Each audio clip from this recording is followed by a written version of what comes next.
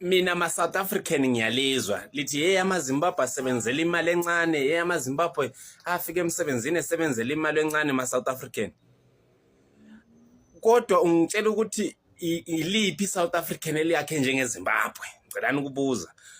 Ukhona umuntu ongasebenzela imali encane yakhe njengeZimbabwe?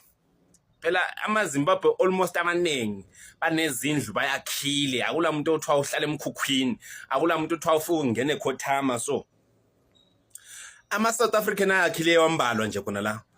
Imihlobo emibili engiyazi eyakhile eSouth Africa uthiwa abantu laba bayakhile lapha. Ngamavenda, ngamaperi, abantu baseLimpopo, abantu basevenda. Hawu Jealous Down laba yibo ba-challenge amaZimbabwe ngokwakha. Lelo liqiniso yibo ba-challenge amaZimbabwe ngokwakha. Yibo balandela amaZimbabwe, kuhamba amaZimbabwe number 1 kubuye amavenda kuze amaperi.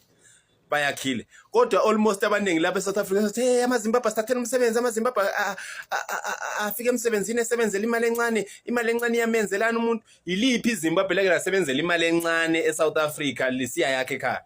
Akula. Lingacashi ngomunwe ma South African. Ungithethe wena ungayakha 20 rooms wena uyakha usebenzela 1000. Ayikho lento. Bonke laba bapepereza hey amaZimbabwe asebenzela incane, hamba obona kibo emakhaya uthi bayenzani. Umunye ufike ngene eGuguba so ngani ungene esirugwini senkukhu. Ukakhulu ngapha mawusiya ngapha kubo Eastern Cape, usiya ngapha kwaZulu. Hayi. Hayi ngeke.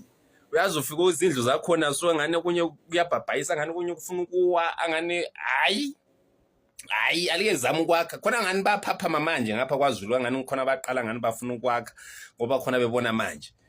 Olalo ngemuva le yazi bebengela ndaba lokwakha, yazi izindlu zakhona lendlela zakhona lapho kwakhe khona ungamangala.